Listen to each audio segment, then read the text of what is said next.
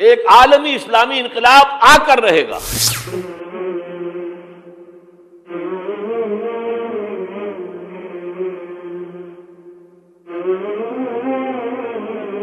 اس عالمی غلبہ اسلام سے پہلے ابھی امت مسلمہ کی بہت پٹائی ہونی ہے، بہت پٹائی ہونی ہے، بہت پٹائی.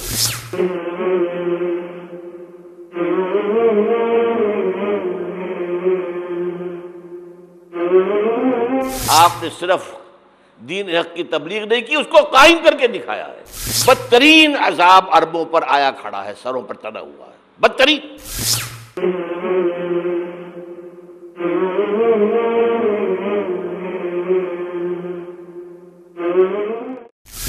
معافی چاہتا ہوں. امت مسلمہ بحیثیت مجموعی اللہ کی نگاہ میں مجرم، بہت بڑی مجرم. کیوں؟ 1 انچ زمین دنیا میں نہیں دکھا سکتی جہاں اللہ کا دین قائم ہو.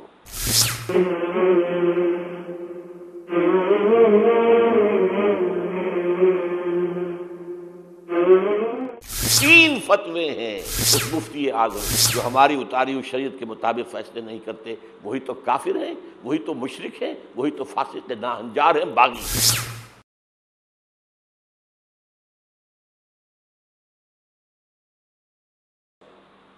اخلاقیات کی بنیاد کیا ہے؟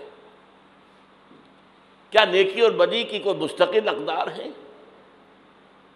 Good and evil, are they permanent values? یا جیسے آج کل کی بات ہو گئی ہے، بہت بڑی گمراہی کی بات ہے لیکن بہت عام کہی جاتی ہے، نتھنگ از گڈ اور evil, only thinking makes it so. نہ کوئی نیکی نیکی ہے، نہ کوئی بدی بدی ہے. یہ تو ہمارے سوچنے کا انداز ہے، کسی کو نیکی کہہ دیتے، کسی کو بدی نہیں. یہ مسائل ہیں جن سے روز اول سے فلسفی لوگ ان کے بارے میں غلطاؤں پیچھا رہے، سوچتے رہے، غور و فکر کرتے رہے.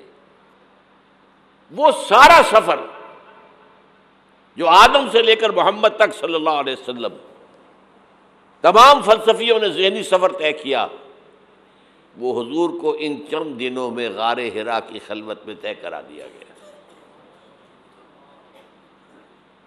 تاکہ انسان نے بحیثیت انسان جو کچھ سوچا ہے وہ آپ کے علم میں آ گیا. اس کے بعد اب اقرا بسم ربک الذی خلق، انسانی سوچ تو یہیں تک ہے. اب پڑھو اپنے رب کا نام لے کر جس نے تمہیں الگ سے پیدا کیا. اور اس کے بعد پھر 2 حکم آئے. اب یہ غور و فکر کا ایک دور تو ختم ہو گیا، فلسفیانہ غور و فکر تکمیل کو پہنچا. ایک دوسرا شروع ہوا، اب ایک فکر دامنگیر ہوا، یہ میرے اوپر کتنی بڑی ذمہ داری آ گئی ہے، یہ معاشرہ ٹھیک ہو سکتا ہے، یہاں امکان ہے اصلاح کا. خود قرآن نے کہا انا سنلقی علیک قولا ثقیلا، ہم آپ پر ایک بہت بھاری بوجھ ڈالنے والے ہیں.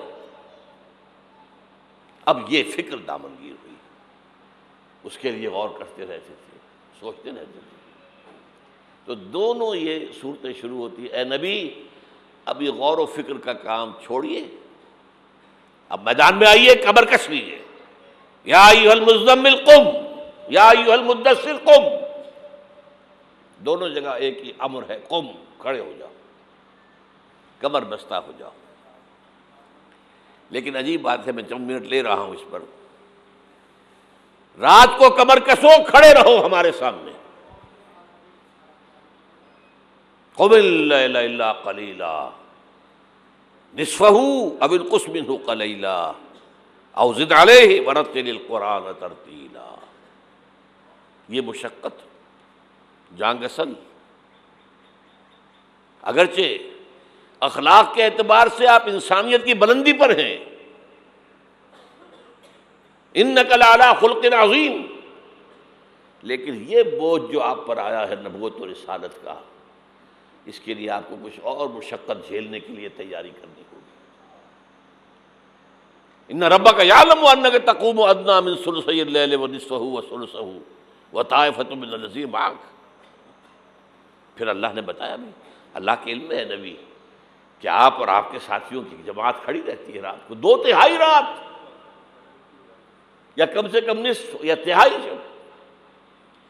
یہ تو تھی وہ روحانی ایکسرسائز اور ترقی جو حضور اور صحابہ کرام سے کرائی گئی ہے آئندہ کے مراحل کے لیے۔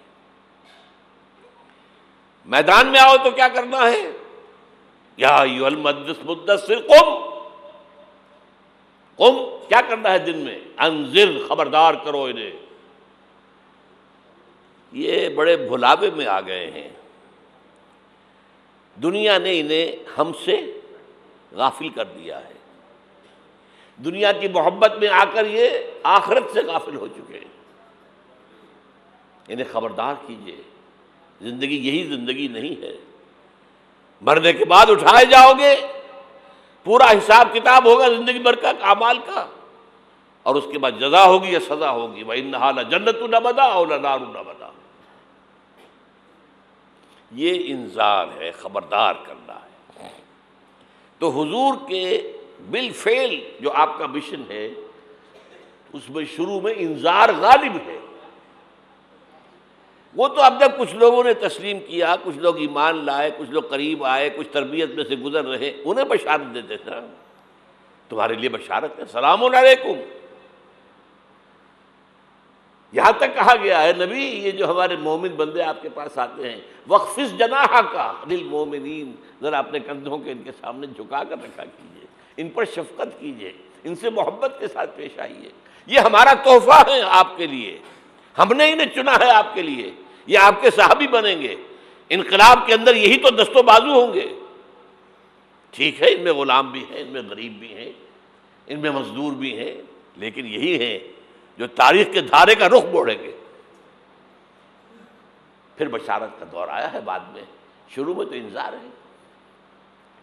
یا میرا جی چاہ رہا میں آپ کو حضور کا ایک خطبہ اور سنا دوں انذار ہی کے حوالے سے۔ جب آیت آئی کہ اب انذر عشیرتک الاقربین،